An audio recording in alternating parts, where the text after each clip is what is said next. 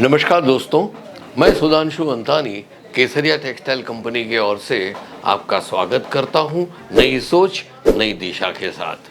मित्रों, हम पॉजिटिव सोचते हैं, हम पॉजिटिव होगा, हम आशा रखते हैं, श्रद्धा रखते हैं, पूरी ताकत से हम मेहनत करते हैं और कामयाबी की ओर चल पड़ते हैं।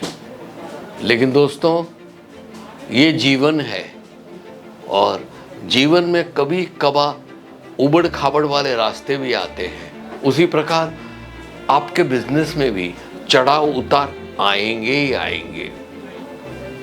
इस पे आज एक वीडियो देना चाहता हूं, गौर फरमाइएगा।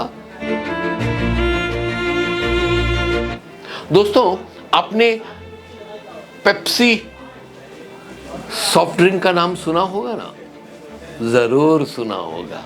दोस्तों, ये पूरे दुनिया भर में, पूरे विश्व में सॉफ्ट ड्रिंक के टेस्ट में कोका कोला जैसी उत्तम प्रकार की कंपनी को भी गजों दूर पीछे रख के आगे निकल चुकी थी और घर घर में, देश देश में, नुक्कड़ नुक्कड़ में सिर्फ एक ही नाम था, पेप्सी पेप्सी पेप्सी। जी हाँ दोस्तों, ये वही पेप्सी कंपनी है जिसने बुरी तरह से पिट कर एकदम बेकारी लाने के बाद 7 सालों तक उन्होंने कोई मुनाफा कमाया नहीं और ये कंपनी लगभग बंद हो गई।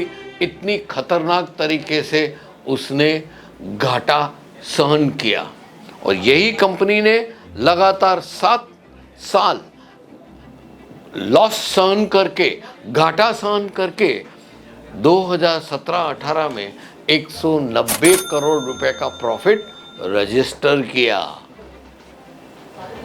कैसे?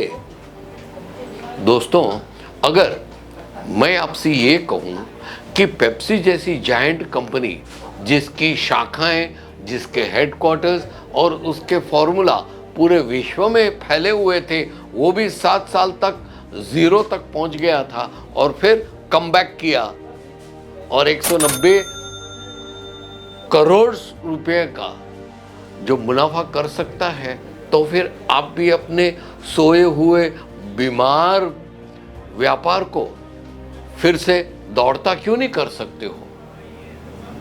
सही कहा ना? लेकिन कैसे? दोस्तों, मैं बताता हूं कैसे। सबसे पहले आप जांच कीजिए कि आपका कौन सी जगह पे आपका जो व्यापार है, सपोजिंग कपड़ों का व्यापार है, और ये जांच का विषय है कि कौन से क्षेत्र में, पूरे कपड़े के व्यापार में कौन से क्षेत्र में पैसा ज़्यादा वेस्ट जाता है, व्यय होता है और उसको कैसे रोकें, ये पहले देखने का है। दूसरा, आप अपने कर्मचारियों के वेतन को उसमें कटौती लाइए और दूसरा, कर्मचारियों को जो भी सवलतें देते हो, मेडिकल फैसिलिटीज़ हो, एचआरए देते हो, लीव कंसेशन देते हो और माँ बाप के मेडिकल बेनिफिट देते हो, ये जो सवलतें देते हो वो बंद कर दीजिए। मित्रों, मुझे मालूम है ये दूसरा मुद्दा बहुत ही कठिन है, लेकिन हमें करना होगा। हमें अपनी कंपनी को फिर तंदुरुस्त करने के लिए, फिर दौड़ती करने के लिए ऐसा कुछ कदम उठाना ही पड़ेगा। मित्रों, आपको मैं बता दूं कि ये कैसे मुमकिन होगा। आप अपने कर्मचारियों को विश्वास में लीजिए, उससे आप भरोसे से बात कीजिए और कहिए कि ये आपका ही परिवार था। जब सुख में साथ दिया तो वे दुख में भी दीजिए। अगर हम सब कंधे से कंधा मिला के कंपनी के लिए कुछ अच्छा करेंगे तो आने वाले दिनों में जब फिर मुनाफा कमाने लगेंगे तो यही कंपनी के जो डायरेक्टर्स हैं, यही कंपनी के जो ओनर्स हैं, वो हमें बेहतरीन से बेहतरीन सवलतें देगा। ऐसा करके कुछ समझा के आगे बढ़ो। तीसरा आता है, आपकी कंपनी में पानी और बिजली की कटौती करो। छोटी चीज़ है लेकिन ये बहुत काम आती है।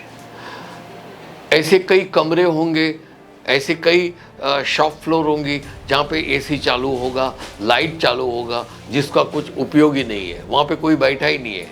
जैसे लंच आवर्स आया तो सब एसी और लाइट बंद कर दो, खाली डाइनिंग रूम का चालू खुला रहेगा लाइट और एसी। ऐसा आप छोटी छोटी चीज़ें करो, पानी की बचत करो। ये सब छोटी छोटी चीज़ों से दो पैसे करके हमारा साल भर में काफ़ी अच्छा नुकसान कवर अप हो जाएगा। चौथा आता है, आपके पास ये रिटेल आउटलेट के बहुत से आपने ब्रांचेस खोले थे, ये किया था, वो किया था, वो सब पे कटौती कीजिए। उनको जो कमीशन दे रहे हो वो भी कम कर दीजिए।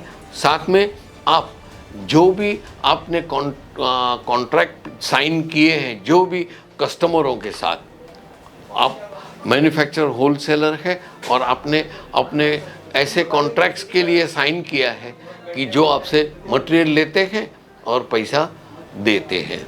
दोस्तों, आप थोड़ा स्टडी कीजिए, मुआयना कीजिए कि ऐसे फालतू कॉन्ट्रैक्ट हैं जिसमें से अपने को रिटर्न कुछ मिलता ही नहीं है। सपोजिंग 10 रुपये का माल लेके गया तो वो 2 रुपया भी नहीं दे पाता है। मैं ऐसे कॉन्ट्रैक्ट को रद्द कर दीजिए, उसको कैंसिल कर दीजिए। भाई शुक्रिया, जब ज़रूरत पड़ेगी फिर आपके पास आएंगे, तब तक आपसे हम हाथ जोड़ते करके उसको विदाई करो। दोस्तों, अभी इम्पोर्टेंट ये बाहर की बात हो गई, स्टाफ के साथ, कॉन्ट्रैक्ट्स के साथ, और बिजली कटौती, बैंक बैलेंस और ऐसी चीज़ पे आपने ध्यान दिया। अभी एक और चीज़ पे ध्यान दीजिए, वो है आप जो प्रोडक्ट मैन्युफैक्चर कर रहे हो या आप ट्रेडिंग कर रहे हो, वो प्रोडक्ट पे ध्यान दीजिए। सपोजिंग आपका कपड़ों का रिटेल आउटलेट है, आप पिछले 6-7 महीने से स्टडी कीजिए कि आपकी से कॉटन की साड़ियाँ बिकती नहीं है, बरोबर है, जॉर्जेट की साड़ियाँ बिकती नहीं है, तो शादी की जो वेडिंग स्पेशल साड़ियाँ होती है वो बिक नहीं रही है। उस पर गौर फरमाइए और आप देखिए कि कहाँ से आप लेके आते हो। जब आप देखोगे कि भाई हम XYZ जगह से लेके आते हैं, अभी वो डिसकंटिन्यू करो और नई जगह से कपड़े लेके आओ। जैसे केसरिया टेक्सटाइल कंपनी सूरत गुजरात है, वहाँ से आप लेके जाइए कपड़ा, आपका कपड़ा फटाफट बिकेगा। आप जब मार्केट में भी ये पूछोगे ना कि भाई आपका कपड़ों का बिजनेस इतना ज़ोरों से क्यों चल रहा है, आपकी सेल इतनी तगड़ी क्यों है, तो वो बताएगा कि हम जहाँ से प्रोडक्ट लेके आते हैं ना सूरत गुजरात से, वो साड़ियाँ फटाफट बिकती है। तो आप देखोगे कि वहाँ पे साड़ी पड़ी होगी, उस पर राउंड स्टिकर पड़ा होगा, उस पर केसरिया लिखा होगा, KTC लिखा होगा या केसरिया। बस वो देख के आप सीधा सूरत आइए, हमारा संपर्क कीजिए, बस बाकी का हम सब आपको मार्गदर्शन देंगे और साथ में ट्रेनिंग भी देंगे। हो गया। इसके बाद 50-60 आदमियों का स्टाफ लेके बैठे हो, आप उन सब का रिपोर्ट्स चेक कीजिए। इसमें से 10% या 15% स्टाफ ऐसा होगा जो आया गया राम होता है। सुबह आते हैं, बैठे, चाय पिया, आराम से थोड़ा इधर उधर लकीरें खींची, शाम होते ही घर चले गए।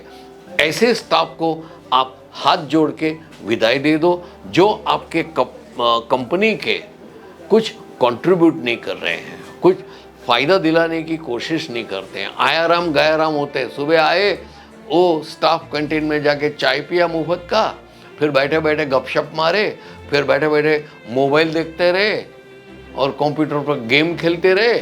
शाम होते ही आधा घंटा जल्दी हुआ, मेरी तबीयत ठीक नहीं है, मैं जाता हूँ करके चले गए। ऐसे स्टाफ को आप लात मार के भगा दो। ऐसे स्टाफ की आपको ज़रूरत नहीं है, इतना पैसा आपका बचेगा। दोस्तों, ये 6 मुद्दों के तो मैं बात की आपसे।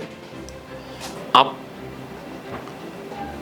ऐसा कुछ कीजिए, ये 6 मुद्दे पे तो काम कीजिए, लेकिन डे टू डे आपका जो ओवरहेड्स है वो खर्चा कम करते जाइए और जो भी स्टाफ जो एफिशिएंट है, काम करता है वो स्टाफ को थोड़ा हैवी और ज़्यादा बड़ा तगड़ा टारगेट दे और उसको बोलना बॉटम लाइन ये है कि आपको ये हासिल करना ही होगा।